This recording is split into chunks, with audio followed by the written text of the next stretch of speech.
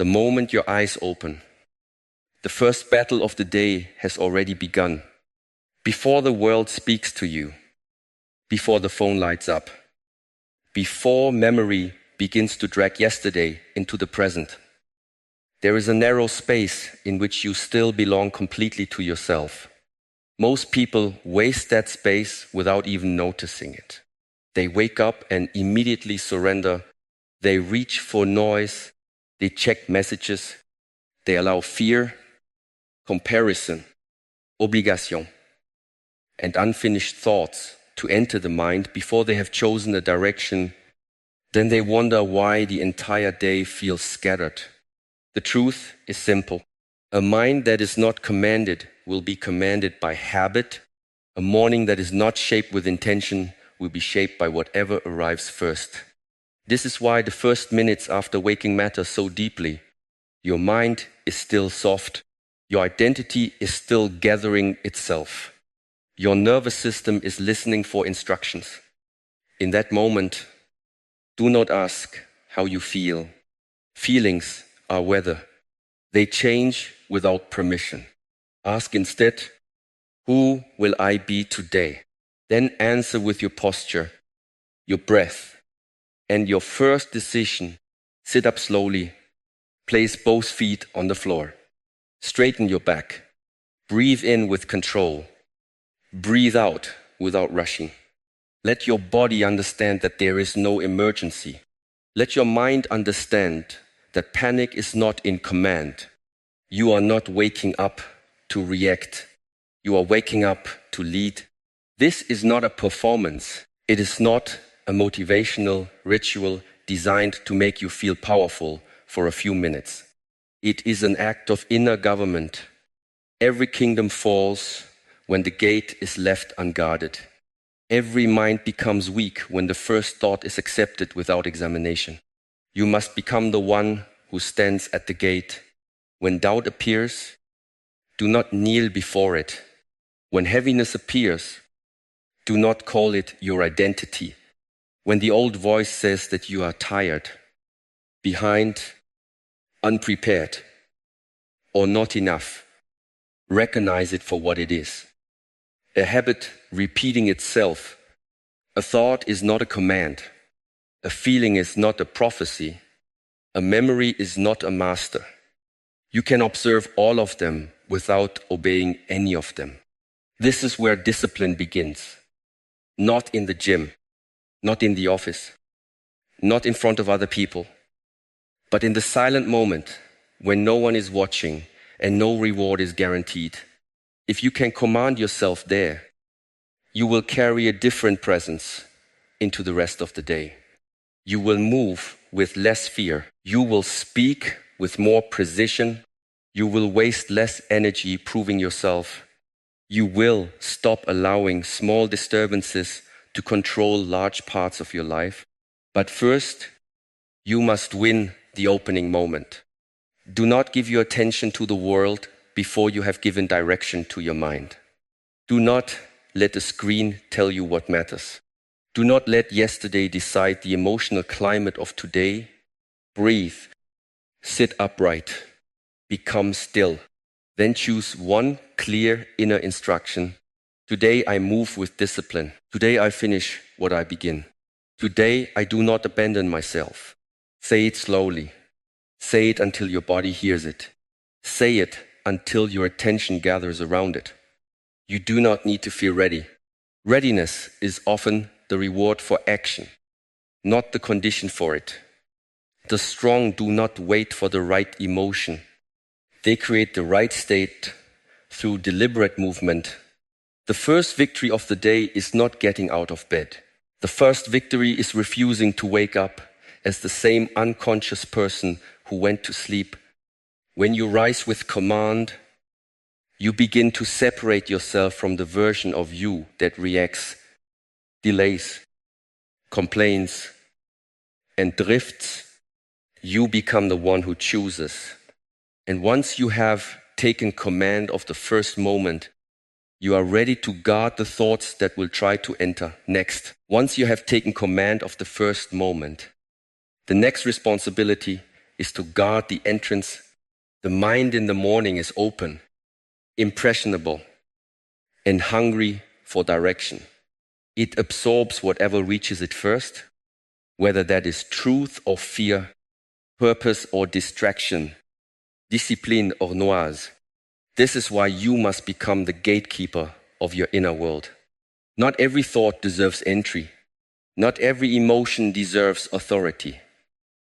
Not every memory deserves another hour of your life.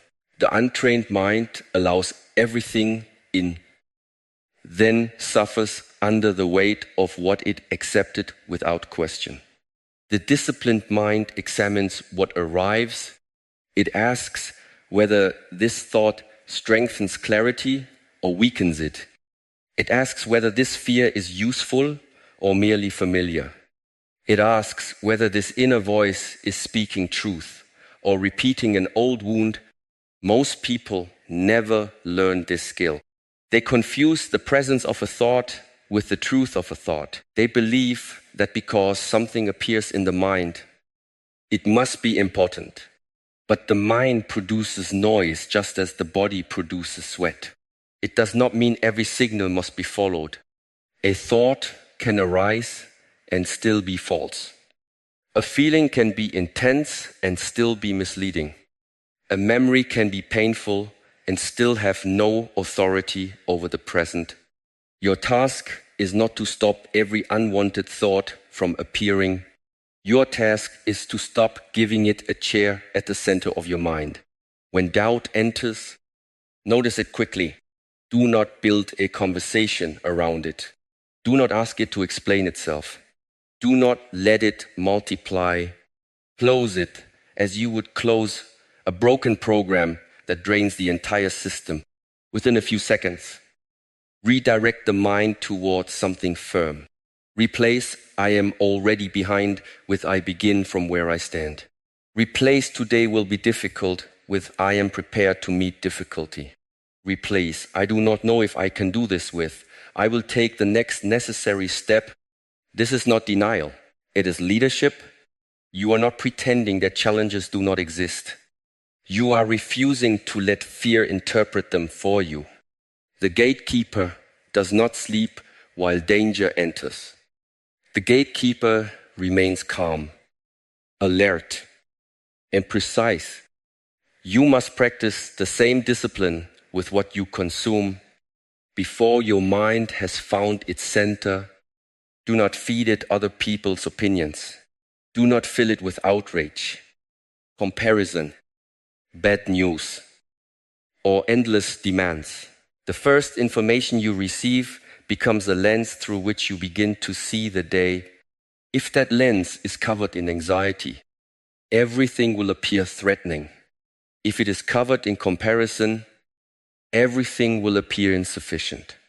If it is shaped by purpose, even difficulty becomes useful. Protect the first layer of attention.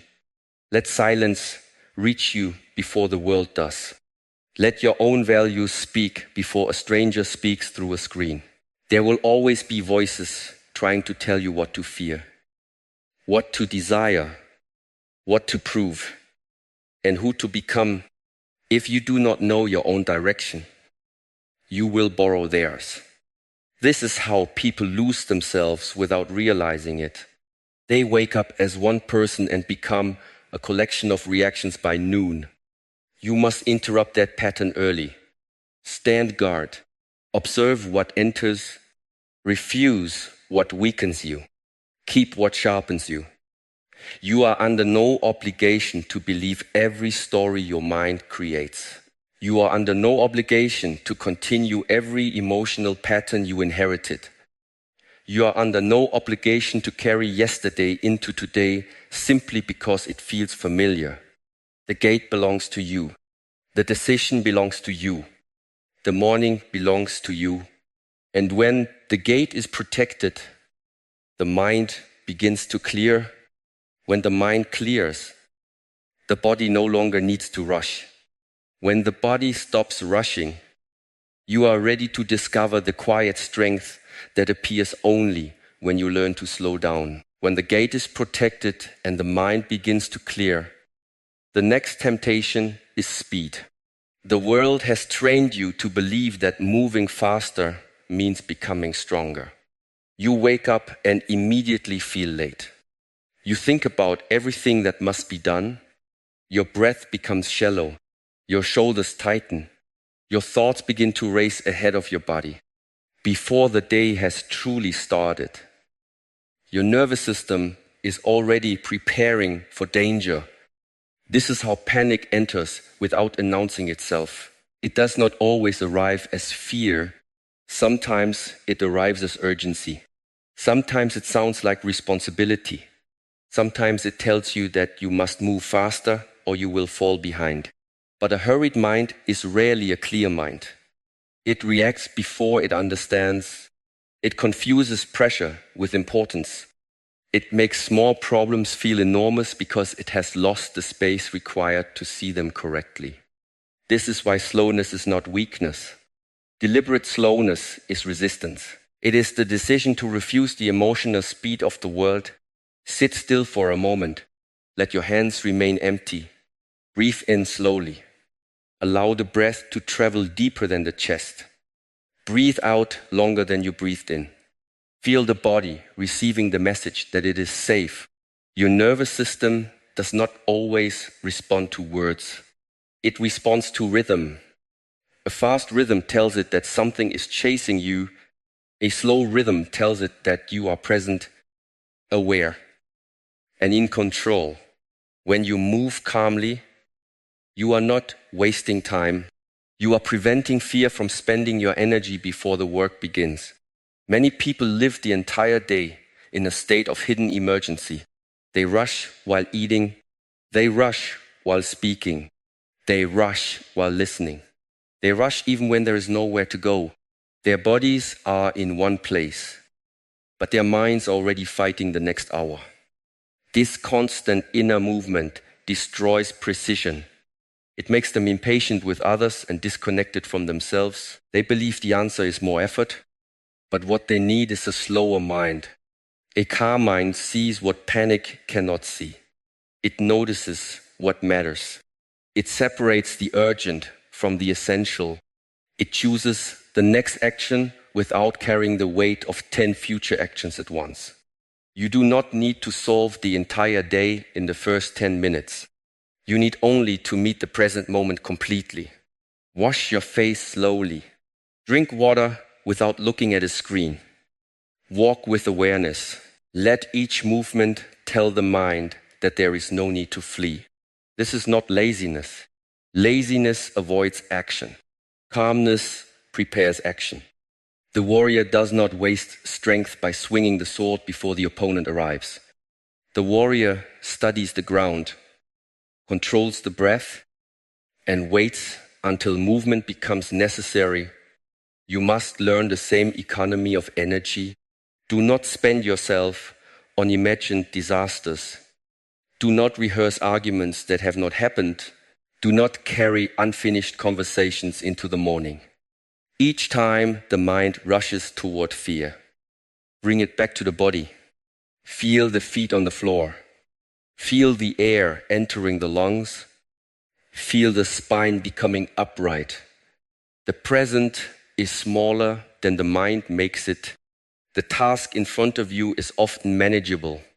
It becomes unbearable only when you attach the whole future to it. Slow down enough to see one step. Then take it fully. Calmness is not the absence of intensity. It is intensity without chaos. It is strength that does not need to tremble. It is power that does not need to shout. When others react, you observe. When others accelerate blindly, you remain deliberate. When pressure rises, you lengthen the breath and shorten the distance between attention and action. This is how you stop the survivor state from controlling the day. This is how you preserve clarity before the first challenge arrives. But once the body becomes calm, another layer of disturbance becomes easier to hear.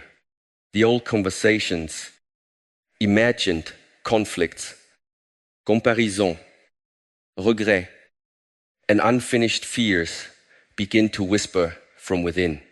Slowing down reveals the noise that speed was hiding.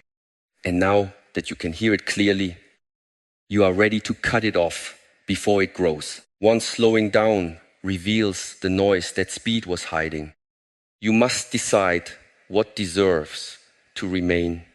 The mind can become crowded long before the day begins. Old conversations return. Imagined arguments repeat. Regret drags the past into the present. Fear projects the future onto a moment that has not yet happened. Comparison enters quietly and begins measuring your life against someone else. None of this noise asks for permission. It simply appears, then waits for your attention. If you feed it, it grows.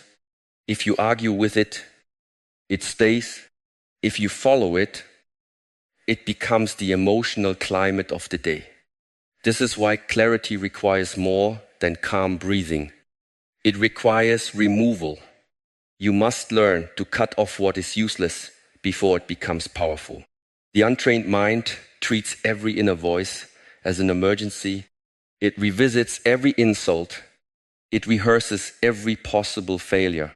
It spends precious energy preparing for battles that may never occur. Then, when real work appears, there is little strength left. Mental exhaustion often begins not with action, but with unnecessary thought. You become tired from carrying situations that exist only in the imagination. You lose focus because the mind keeps opening doors that should remain closed. The solution is not to force the mind into silence. The solution is to stop rewarding noise with attention.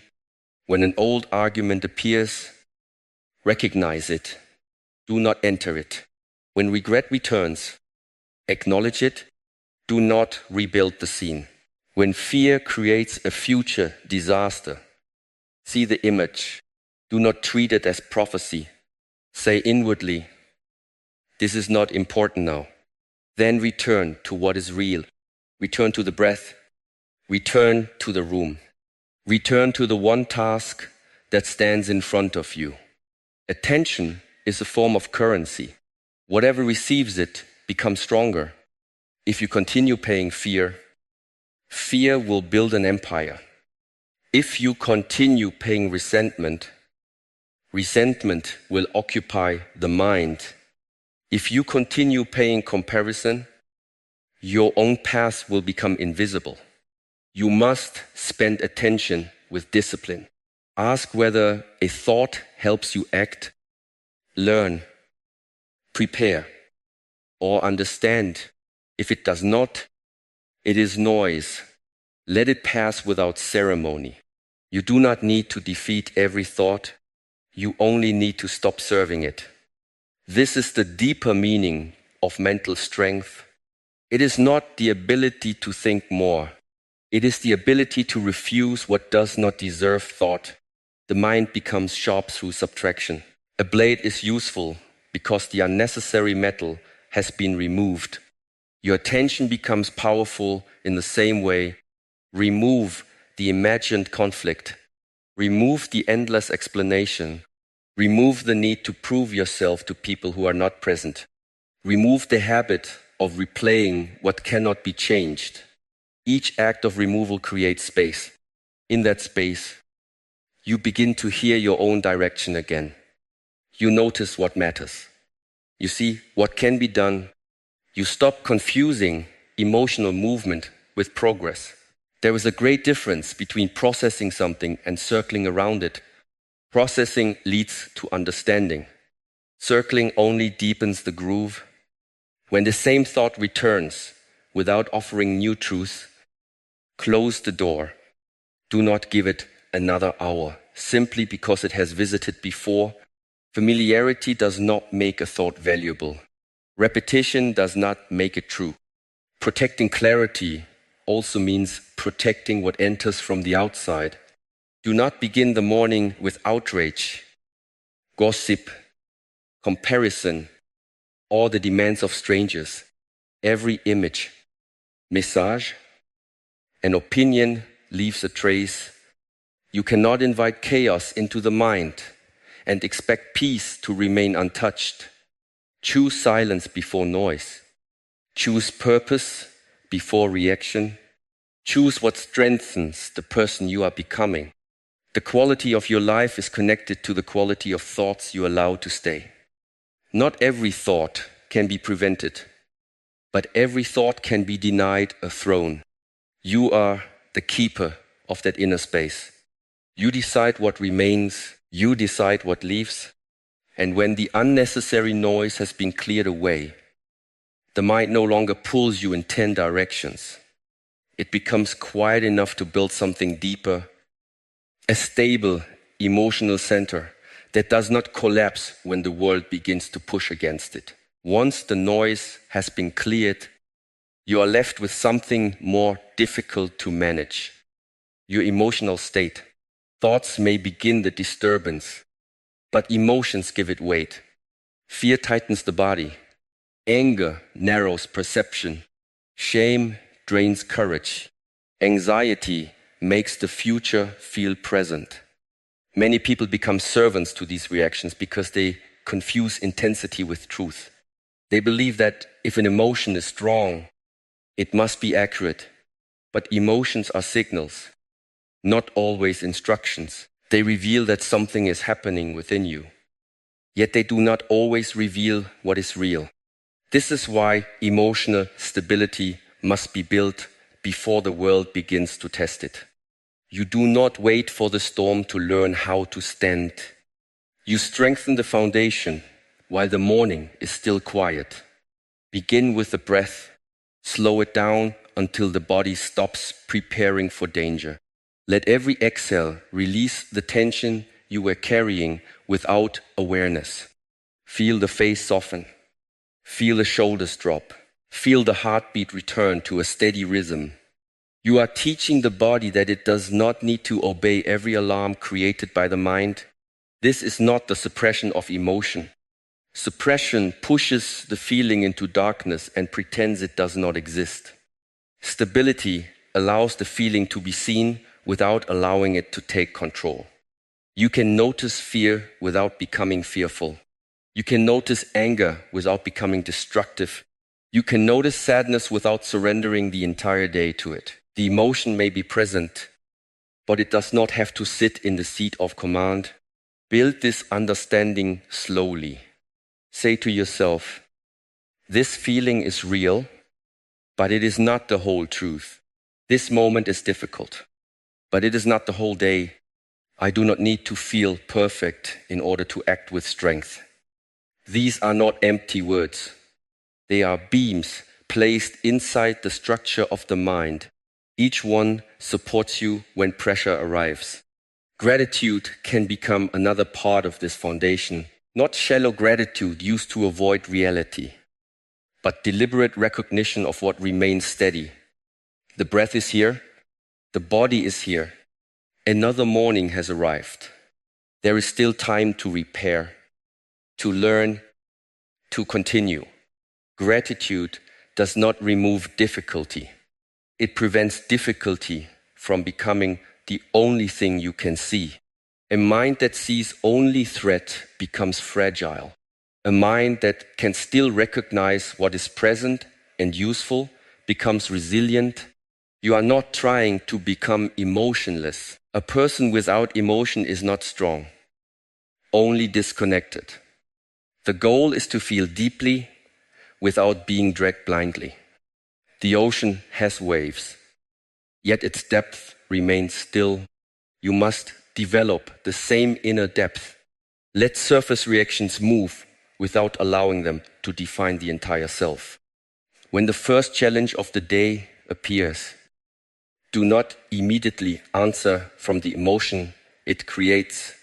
Pause, breathe, let the first wave pass. Then choose your response from the deeper place you built in silence. This pause may last only a few seconds, but within it lives your freedom. Without the pause, you repeat old patterns. With the pause, you become capable of a new action. Emotional stability is not a gift given to a fortunate few. It is trained through repetition. Each morning, you return to the breath. Each morning, you refuse to dramatize every feeling.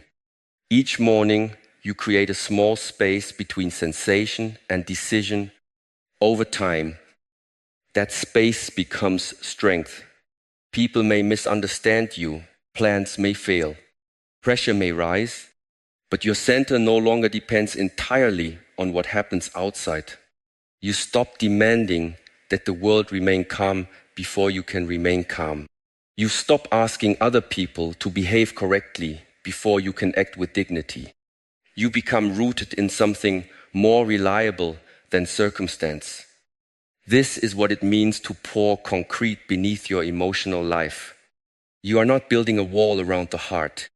You are building a foundation beneath it. And once that foundation is firm, your energy no longer spills into every passing emotion. It can now be gathered, directed, and placed behind one clear thought, strong enough to carry the weight of the entire day. Once your emotional foundation is steady, your energy must be gathered behind one clear thought. A scattered mind leaks power. It begins one task while thinking about 5 others. It carries one intention for a few minutes, then abandons it when discomfort appears. It confuses movement with progress and possibility with commitment. This is why one strong thought can be more valuable than 1,000 passing ideas. The mind does not become powerful because it contains more. It becomes powerful because it knows what to hold. Choose one sentence that expresses the person you intend to be today. Keep it simple. Keep it exact. Let it describe an action, not a fantasy.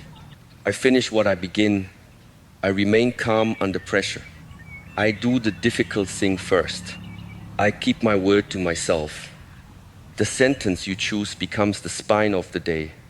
It gives shape to your attention. It becomes the point you return to when the world begins pulling you in different directions. Do not choose 10 statements. Do not cover the mirror with promises. One clear instruction is enough. A spear reaches its target because all its force travels toward one point. Your mind must learn the same discipline. Repeat the thought slowly. Do not shout it with desperation. Speak it with the quiet certainty of someone giving an order that will be obeyed. Breathe. Repeat. And allow the words to settle deeper than language. The purpose is not to create excitement.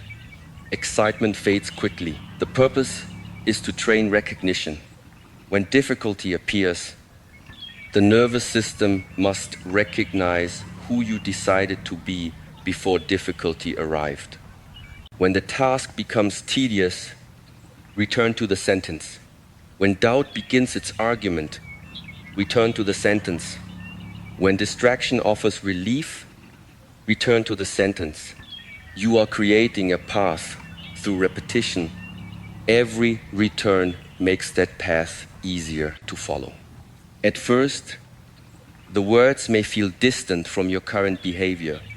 That does not make them false. It means your actions have not yet caught up with your decision. Identity is not built by waiting until a statement feels natural. Identity is built by acting in alignment with it until it becomes natural. If you say, I finish what I begin, then finish the first small task in front of you. Fold the blanket, drink the water, write the first line, complete the first set. The mind trusts evidence more than intention. Every completed action becomes proof. Every kept promise tells the nervous system that your command has weight. This is how a sentence becomes a standard, and a standard becomes character. Many people change their direction whenever their mood changes. They begin the morning determined, then surrender at the first inconvenience. Their thoughts are not anchors. They are decorations. Your chosen thought must be heavier. It must remain when motivation leaves. It must follow you into discomfort. It must become the answer before negotiation begins. This does not mean becoming rigid or blind. It means refusing to let every temporary feeling rewrite your identity. The day will present new information. You can adapt your plan. You can change your method, but you do not abandon the quality you chose to embody. Calmness can adapt. Discipline can adapt. Courage can adapt. The core remains while the strategy changes. That is true focus. Focus is not staring at one task without movement. It is protecting one governing principle while moving through many tasks throughout the morning. Ask whether your next action agrees with the sentence you selected. If it does, proceed. If it does not, correct yourself without drama.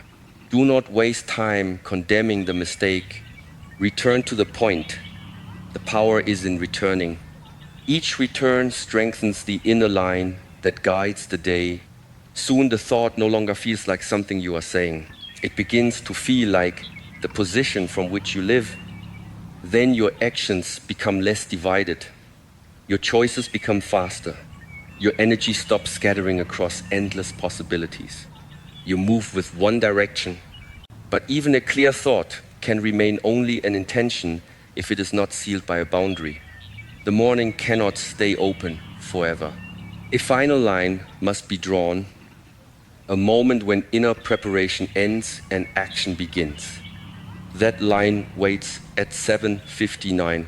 7:59 is not merely a time on the clock. It is the final boundary between preparation and participation. Before this moment, the morning belongs to you. Your breath belongs to you. Your attention belongs to you. Your identity is still being shaped in silence.